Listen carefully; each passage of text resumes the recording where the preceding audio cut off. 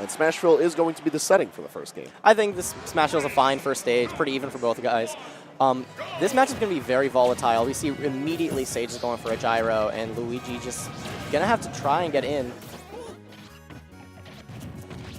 I feel like this is going to be another one of those like patience-oriented matches.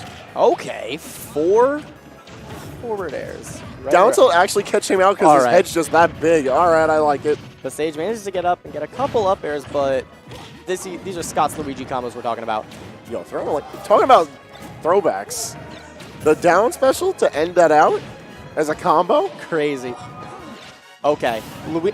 You're really going to short you can from down there? Crazy. And then the gyro just breaking him out of the grab. There we go. All right. Yo, 7-up pizza. This already became a Botchamania set.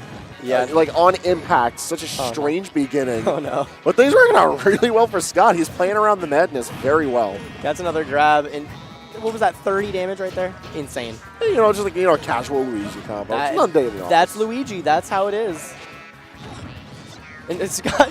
Okay, he went through so much effort to grab that top. And then he just throws it and hits the shield. He gets nothing out of it.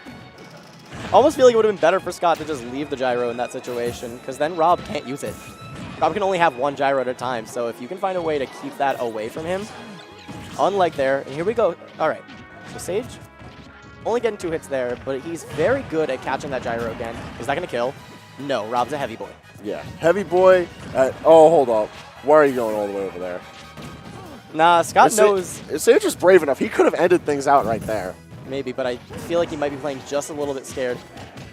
Yeah, that spot dodge in his face, not an option you go for when you're playing aggressive. All right, good tech. Another one. What's happening? This might be the end of the... Oh! Trying to follow with the thrusters. Amazing play, but it's not going to work out. Up smash, though, is going to clean things up, and that's only the first stock for Scott. Yeah, and now he's at 148. Yeah. Yeah. All that work. For what?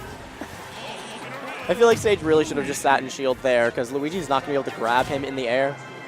So, like, you just sit in shield, you're going to force Luigi to land, and then hopefully be able to get something. Perhaps we can see some adaptation from Sage on this game. And talking about the volatility of this matchup, bringing it to the perfect stage to accentuate such a factor. Town and City being the setting for Game 2. Grapplers love this stage. Oh, yeah, and Rob is no exception to that rule. With a strong opening, here's what I was talking about. The Sage combo's getting so much going. Oh my, that is 81 and counting. Not going to end it out with the down air as he wanted, but I mean, that's still a lot of percentage.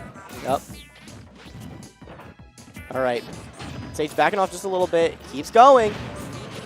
Nope, not quite. Good air dodge. And the neutral air going to start things off for Scott. Here we go. Here we go. Scott combos. He's got him in the blender, and he's got 71 off of 1 hit. This just goes to show how important it is to get that poke on these players. Look at this. Yep, nope, not it. Scott did save his double jump there. Ooh, very nice back air. Not quite crossing him up because it looked like Sage was behind him, but then the thrust put him back in front of him, and Scott lost the stock.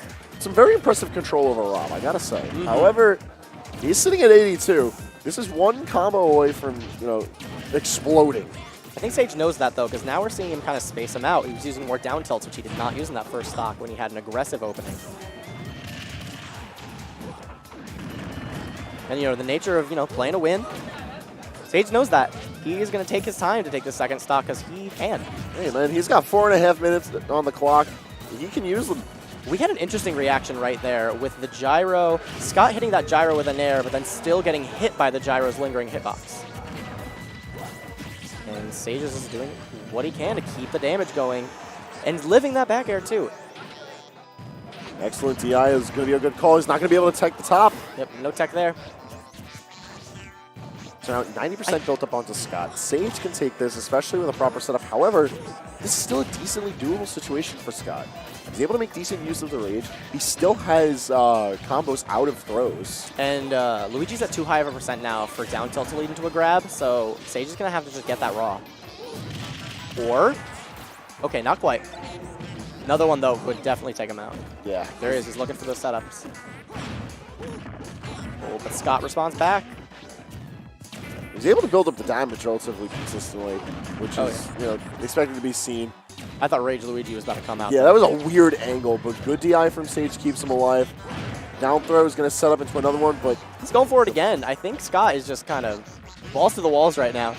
yeah, he's trying to figure out what he's going to do to end this nonsense, or else Sage can be taking this into a Game 3 situation. That being said, though, Scott's playing with a lot of confidence, regardless of the danger of the situation. Not going to be backing out of it, and it's going to be a 2-0 victory for Scott. Manages to bring it all the way back on that second game. Very good gameplay from both players. Scott edging out just a little bit more.